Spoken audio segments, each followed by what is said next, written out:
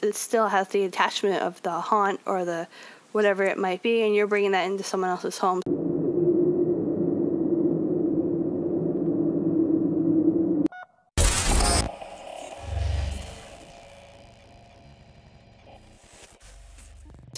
The first story I have from you comes from a photo that was dated back from the 1940s, or so I thought. When you first look at the photo, you automatically look at the German U-boat, known as a submarine used back in World War I and World War II. In the back of the German U-boat, there are two fins that are 64 feet apart. Now, I brought this to the Twitter and Facebook community, and I wanted their intake on it. I wanted their output on what they thought it might be, and I got it. Terry T writes, Cody Despian writes, could be separate animals swimming in opposite directions. Andrew O'Leary writes, scientists. Blue W writes, possibly two whales. Richard G writes, looks like two sharks going in different directions. But we got a submission from Chris Haynes, and he writes, it's a fake photo. It was debunked a while back, and it was created by the producers of Shark Week. When I read that comment, I was like, what is he talking about? Shark Week was not in the 1940s. But Chris is actually right. After doing a lot of research, I had found that at the time this photo was taken, they were introducing the lighter tone, also known as sepia. Now, as a photographer, that's really big, to be more of a family-friendly atmosphere, and that's what they were going for. They wanted Shark Week to be a family-friendly atmosphere. The photo that you see above is actually a still shot of a video, which was then photoshopped to add in the fins.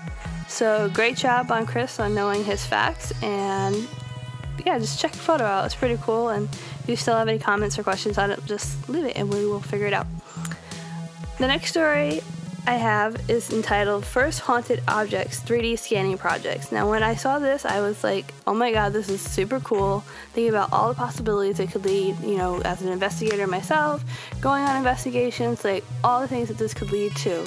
In the article, it stated that the Traveling Museum of Paranormal Occult, the world's only mobile museum of haunted artifacts, has launched its first innovative 3D scan of complete database of paranormally active objects. There are a couple problems. The project is confusing ghosts and spirits of producing the 3D prints, which if you stop and think about it, I can see where the problem is. You're duplicating the object. It still has the attachment of the haunt or the whatever it might be, and you're bringing that into someone else's home, so it could cause more problems. But there's a video attached to it. It's linked to our Facebook page, Twitter, on everything. So go watch that. It's really cool. In the comment section, every type of emoji was left in the comment section.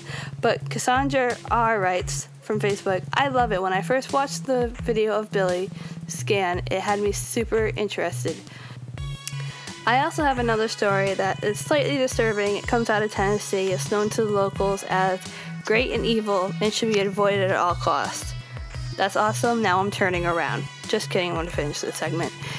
It said that it's to be home of numerous murders. People report of screaming and a baby crying and footprints.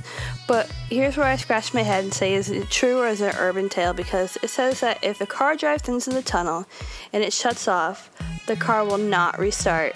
You'll see phantoms of people in the rearview mirror, and you'll see a strange light beaming towards the end of the tunnel. Those who have driven down the tunnel notice baby-sized handprints along the car after they make it out of the tunnel and they get out of the car.